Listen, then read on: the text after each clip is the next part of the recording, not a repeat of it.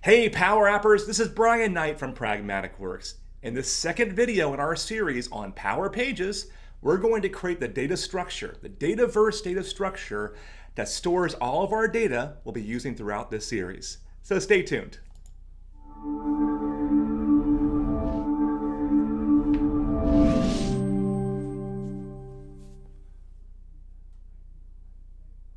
In Power Pages, one of the critical pieces of the puzzle, is Dataverse. Dataverse stores all of our data and is a SQL Server database behind the scenes.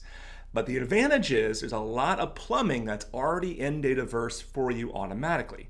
Things like security, things like securing a given column or a row or a given table also. It also provides us rich auditing, where you can find out who created the record, who last modified it, and it also gives you interactions with things like Excel very easily. So in this video, we're going to create the data structures for Dataverse for our Power Page project that we're building out. Now, if you have already feel comfortable with Dataverse, you'll see a link in the description of this video to my GitHub site. There you'll find a repository you can import in of the solution already made. It doesn't contain any data, but it contains a solution and all the metadata needed to actually drive the rest of this project. All right, so let's start off. Now, you may have, from my last video, you remember that I started off by going over to my portal management tool right here, and I saw things like data structures in here. Now, I could create tables from here. However, in my case, I want to create this as part of a solution so the solution can migrate from dev to QA to prod, or maybe to another customer or vendor in this case. So you always want to start a Dataverse project first with a solution. You'll notice though in Power Pages, there is not the ability at the time of this recording to integrate solutions in. However, that is likely going to change very soon. This is a preview product, and we might see some weirdness sometimes in a preview product. So my first step is to go over to make.powerapps.com and make sure I'm in the same environment as my Power Pages. This is the Power Apps environment, make.powerapps.com. You'll see my URL right up top. Once you do that, the purpose of this video is to create 3 tables. One's to store all of our projects, one's to store the proposals for those projects from the vendors, and then additional one to store things like extra documents that might be there as well, like things like non-disclosure agreements or payment schedules or whatever. So we're going to have those 3 tables, 2 of which are going to be very simple, and 1 will require a little bit more work. Again, you can find the tables already completed in the description of this video. Just go to my GitHub site and you'll find them there. But for the purpose of this video, let's go ahead and make them from scratch. We'll start by going over to solutions first. Again, make sure you're in the solution that you want to be in, the environment you want to be in. You do not want to be in your default environment here. The default environment will have your company name and in parentheses the word default or upgrade. So don't go there, but make sure you go in the same environment where you created your Power Pages at last time. So you'll see it up here, June events, and then down here, June events, just different colors all.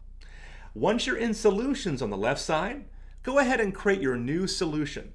This new solution is going to be a container of all the objects that we create during our project. Our tables, our flows, our security profiles, all of that, including the apps, will go inside of a solution. This solution makes things portable. It allows for things like ALM, Application Lifecycle Management.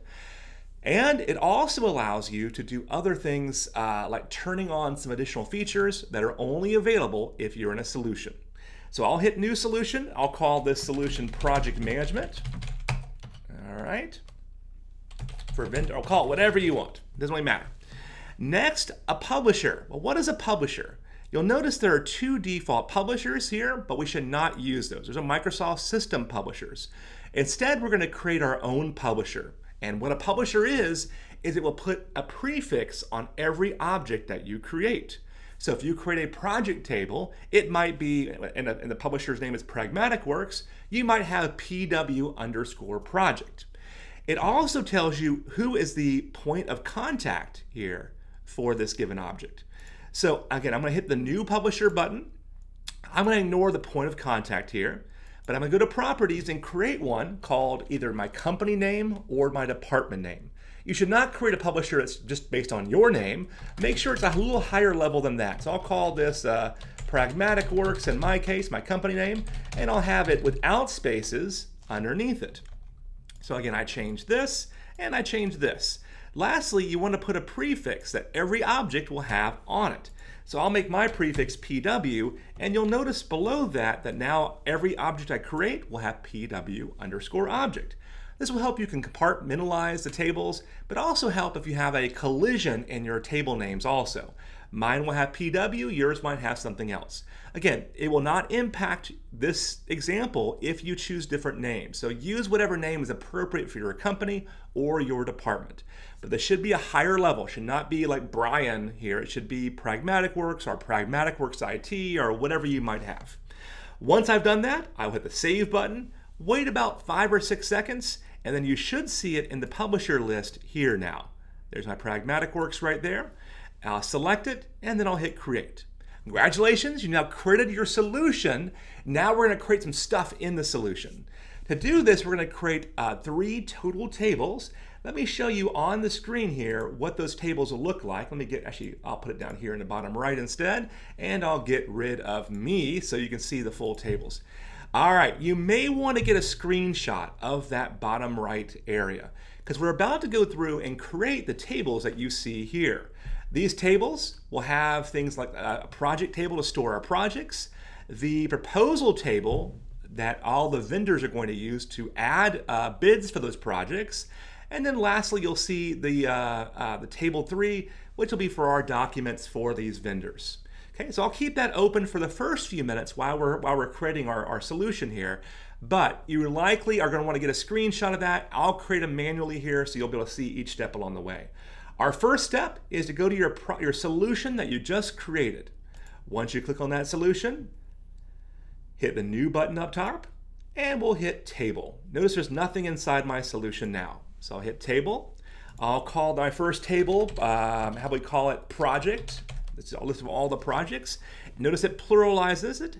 We will not have any attachments for this in our case. And our primary name column is, we'll keep the primary name column called Names. This will be our project name.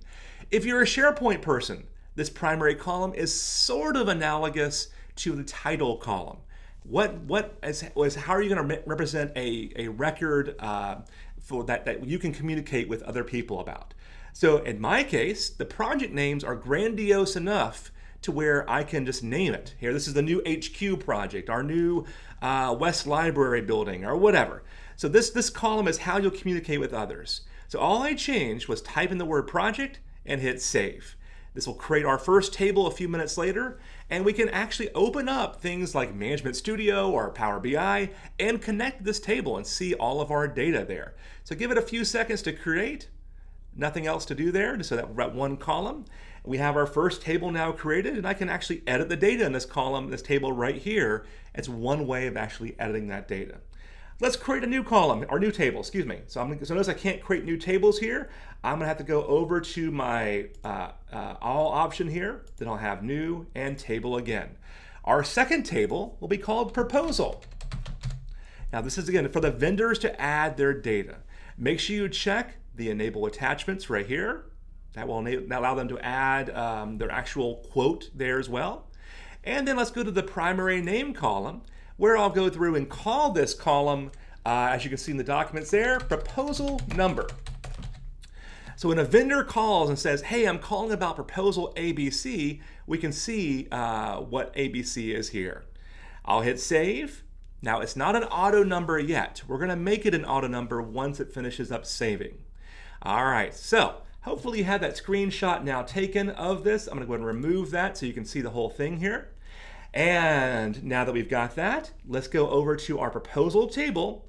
You'll see my columns if I expand proposal and go to columns, where I have a whole list of columns, including my primary name column right here called proposal number.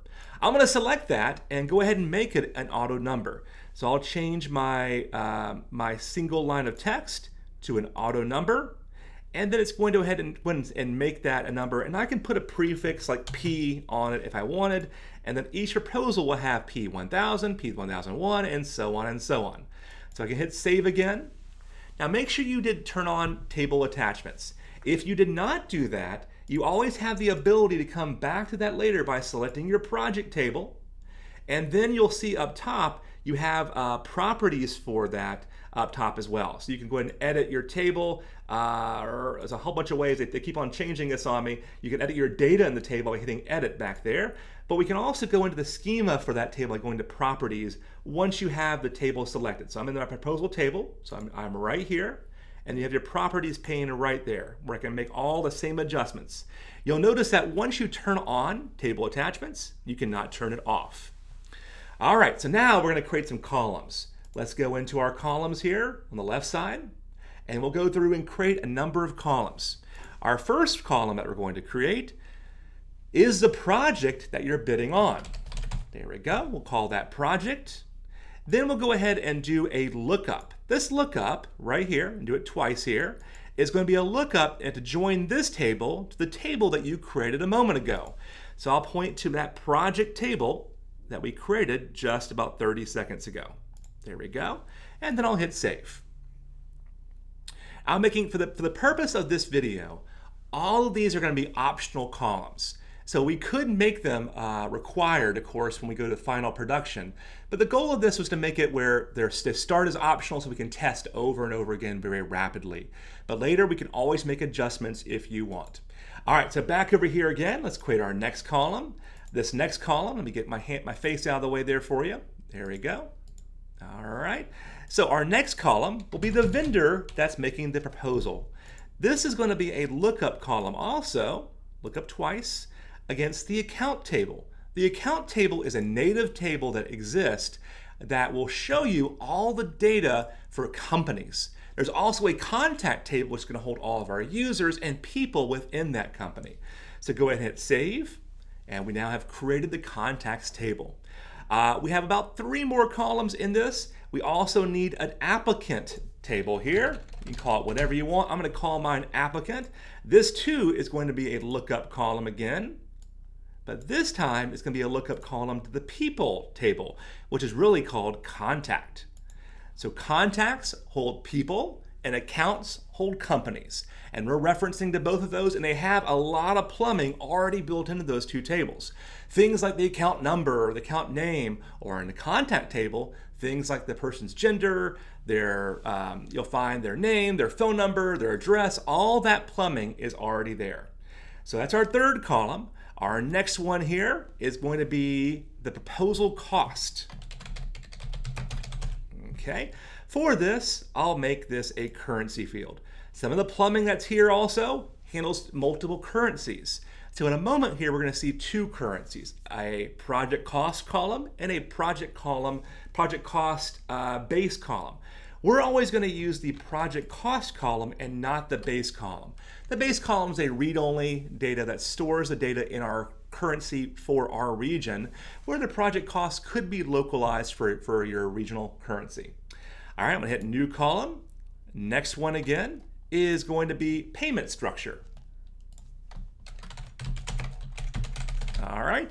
Now this column is going to be a simple multi-line text. So I'll go ahead and make this, you'll see where it has single line text. We can now hit the format here. We can see all the other items, but I'm going to go and select, as I look at text, multiple lines of text. There it is. So go to text. And now you'll see on the very bottom here, rich text, plain text. I'm going to make mine plain text. It'll have a big block of text where they can put the payment terms for this contract. All right, so I'll hit, notice you get under text here, you get rich text or regular text here. I'll keep mine as is. Again, the column is called payment structure. And then our final column that we'll do here is going to be proposal status. So I'll add a new column. We'll call this one proposal status. Okay. This column is going to be a choice column. And a choice column allows you to have a pick list of items.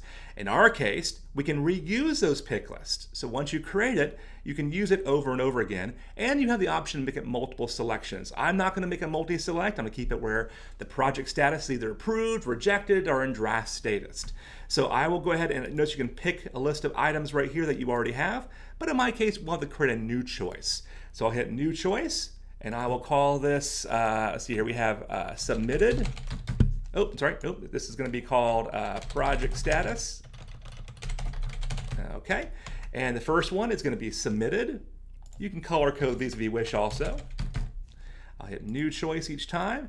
We have under review, so the vendor can know that we're actually looking at their proposal now. Okay, and we have approved and rejected. So I'll add one more choice. We'll have approved, and we have rejected here also. A few things to note that people always ask about this. Yes, it can be modified. So if I hit save, you can always come back here at a later point. You'll also see a choice on the left side as soon as it finishes saving on this left side, where I can go back and alter it there if you wanted to as well. So we'll go ahead and say sync this choice with, and I should have project status now. Okay, there it is. And once I do that, we'll set our default choice to submit it, and then we'll hit save. Now that we've done that, we'll see choices on the left side in a few moments, and then we'll be able to modify that at any point in time. There's my choices right there. All right, that's our last column for this table. Now our final table is, I hit the tables again, and then I can hit new and table, or you can go to all and new and table. Either way, go whatever works for you. This final table is going to be proposal documents. I'm going to turn on attachments where people can attach files to this, and once I'm done, we'll hit the primary column. I'll call this document number. You call it whatever you want, and then I'll hit save. Okay, so again, the same steps. We're going to make this an auto number. Okay, so in just a few seconds, we'll make it an auto number, and then we'll have 3 columns is all we're going to have here. Very, very simple table. Most of this will work like a champ here. So just giving a few seconds for this to save. Now, in this case, we could add additional columns for like who uploaded the document and all that. But in this case, we have just 3 or 4 columns we're going to do. It's taking an extremely long time to save here in this case. But once we have this all set, we're going to go ahead and make this work. All right, here we go.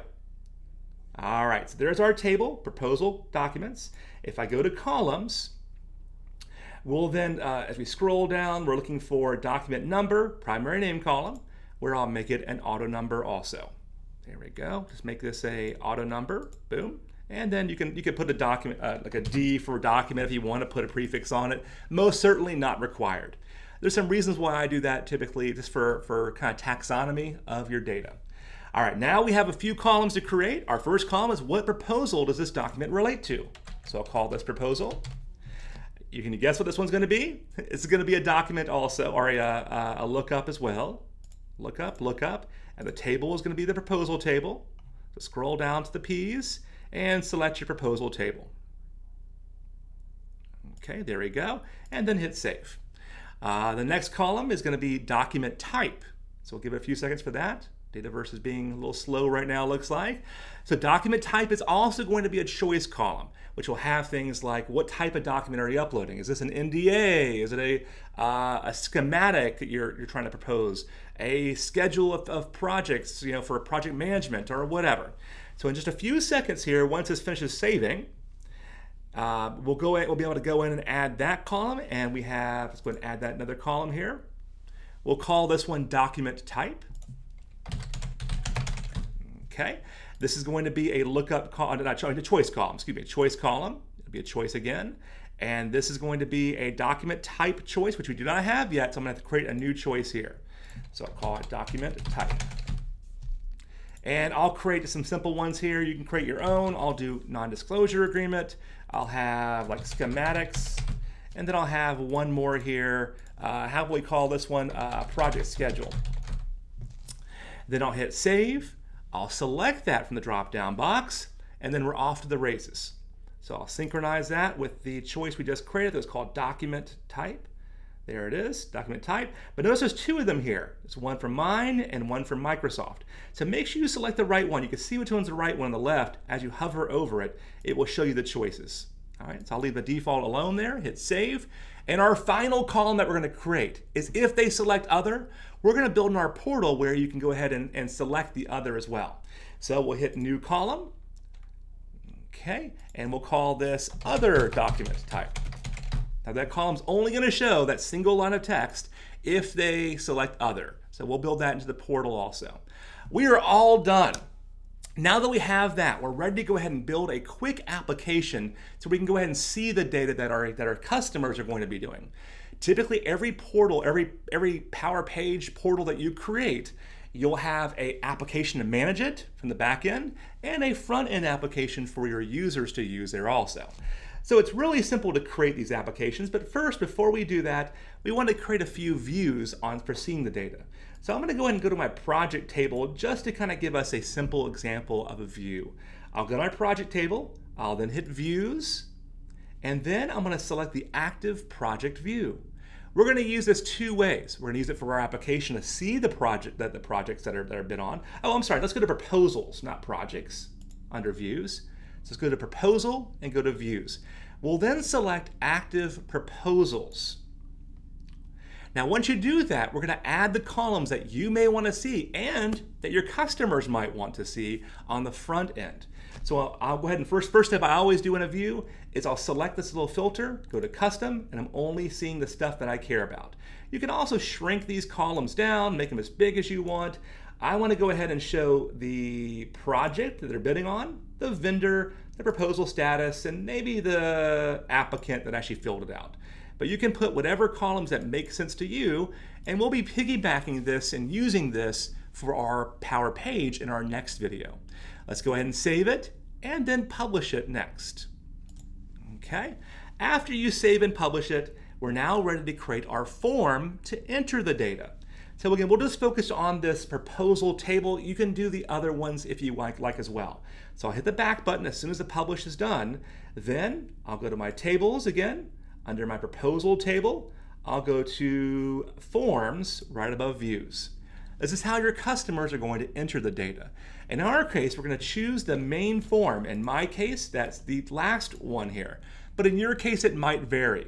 So make sure you click on the word information to open up the main form. Once you have it open up, just like the views, all we're going to do is click on the columns to do those. Now we have more videos on how to go deeper into this structure here. But in our case, we'll hit the ABC on the left side, which gives us a list of all of our fields. And then we're going to select the columns that we want to add. Again, I'm going to change this filter to custom. And I'm just going to go click, click, click, click, click, click, click, all the way down. And there's my columns. Now you also might be seeing a box on the right side where people can do attachments. For some reason, I don't have that in my area right now. So if you do not have that, make sure that you've turned on the Enable Attachments option. And if you've done that, it's still not showing up, what I would do is make this a 2-column form by selecting the white area down below. 2 columns. Make it as wide as you want. Mine's 50-50, so you have another column now. I'll make mine like 60-40. There we go. And then I'm going to add something called a timeline in there. So on the left side, where you see components, right here, select components, and as you scroll down, one of those components is timeline, right there. If you do not see timeline, or if it's grayed out, that means you forgot to check Enable Attachments. So I'm going to drag that into that box. This is going to show us all the attachments for a given record. So you can also, if it's repetitive to you, you can hide the label if you want, so you only see the timeline. I did it on the box. So on the box itself, I went ahead and selected hide label, but it's up to you. You can call it whatever you want to. You can do whatever you want to. Lastly, we'll save and publish this. So we've created our form to enter the data. Now there's lots more we can do inside of here. We'll save and publish this, and our final step will be creating an app. You want to repeat the same steps that we just did here for proposal for the document library also. So we'll come back, we're not going to come back and do that one for this video, but you can do that in my solution that I've already done in the description of this video. You'll have all that already ready made for you.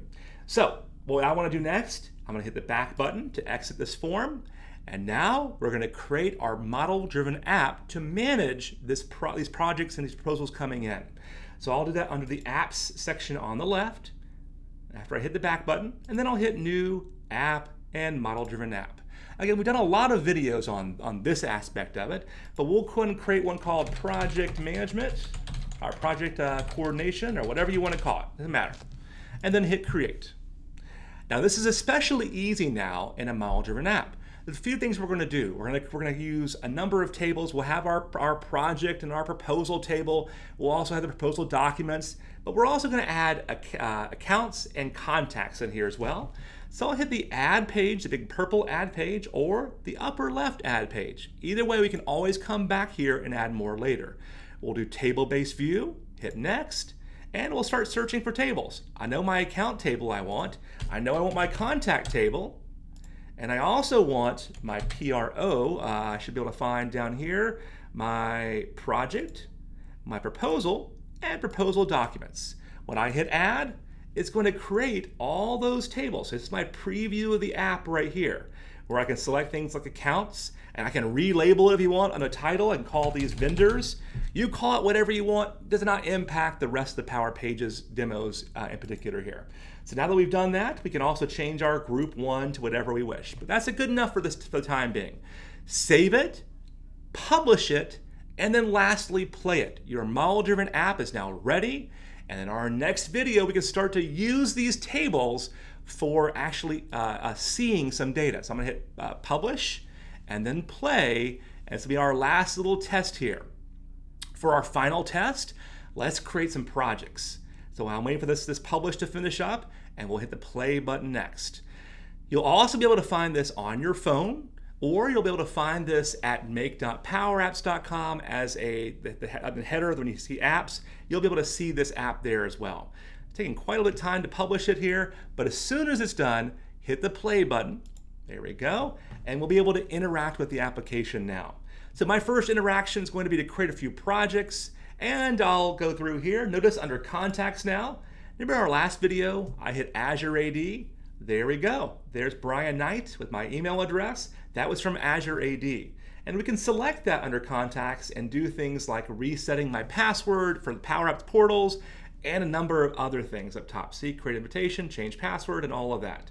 But in my case, let's go to our projects, and under projects, let's create a project or two for your company. My first project will be new headquarters, new HQ, I'll spell. I'll hit save and close. There we go. And there's my first project I have. I'll also put one for Brian's new Lambo. All right, there we go. Hit save and close. And now we're all set. We have our tables here. Create whatever projects you want. Be creative. Don't be boring with test 1, test 2. Create whatever you want here. I'll put Devin's new crappy car. There we go. And I'll hit save and close there also. All right, so we have our 3 projects now created, and now we'll see proposals on those projects coming in later. We'll be able to find those proposals right here, and you'll notice when I hit new right here, there is my timeline control. There is my proposal column. Now, there's one big gotcha that I did here. I did not make this column read-only. So that's my final little piece that I want to do, that I intentionally did, because I want to show you what happens if you want to make a change here. So I'm going to keep this app open, and I'm going to go back to my previous tab where I had my app. I'll hit the back button, and I want to modify that main form that we modified earlier. So I'll go into my tables here, go to my proposal table, lastly go to forms. There we go. You can also select on the left side. I'll go to my main form again. Now I want to make that column read-only because we're going to automatically increment that for the user. So I'll go over here and I'll select once it comes open. There we go. Whoop. I'll select that proposal number column, and then on the right side select read-only. Lastly, I'll save and publish. Now why am I showing this to you? Well, I'm showing this to you that as you make changes here, any application using that will automatically reflect this also. For views, that means you can make changes for Canvas apps and model-driven apps and portals. But for forms like this, it applies to pages and to model-driven apps. So I've made my change to the lock and key here. A few things you're going to notice though, that when I hit a new, let me find my portal again. There it is. If I hit refresh here, you're going to not see the key. So what you have to do after you publish it, you make sure you hold the control key down and hit refresh. That's going to go out and get the latest metadata where the proposal number is now read-only, and your users will not be confused by that column. You'll also see things like for the applicant, you can hit this little magnifying glass it will open up those. For projects, again, hit the magnifying glass. It will show you all the projects that you have bidding on now as well. So what we showed you here was how do we create our model-driven app. Last thing to show you is if you want to download mine, you can go back to your solutions on the left side and you can hit the import solution. Choose the area that in the description of this video that points to my GitHub, download it, and then hit that import to go ahead and bring over all of my schema with the forms all created. If you've already done it successfully, no reason to bring over my stuff. But if you do bring over my stuff, make sure you delete your stuff so we don't have 2 project tables and 2 proposals tables. Well, thanks for doing the second video in this journey to create your Power Pages site. Now that we have our schema now done, now we're ready to actually show the data we've created inside of Power Pages. So our next video is how do we see the data and how do we secure the data. So stay tuned for our next video in the series, video 3, on how we show this data. Again, this is all part of our training that we do at Pragmatic Works. So you can find things like on-demand learning, boot camps, as well as hackathons where we can help you build an example with your own data and own problems, where you have your hands on the keyboard the entire time. Additionally, we have one-on-one mentoring, so if you get stuck, we can help you get unstuck there as well.